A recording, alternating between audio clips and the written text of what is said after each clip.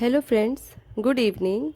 Today I am feeling a bit tired, but I am still highly motivated to speak English fluently.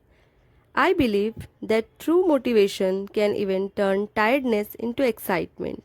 I have taken on this 30-day English speaking challenge and I am confident that I will improve. I also invite you all to join me in this challenge so that we can practice together and become fluent as a team. Let's support each other on this journey, and I would love to hear your suggestions and techniques to improve fluency even faster.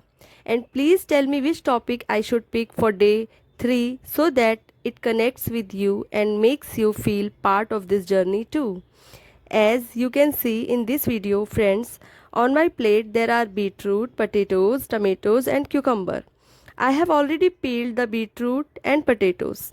Next, I will slice the tomatoes and I will also slice the cucumber. All of this is to get ready for making my sandwiches.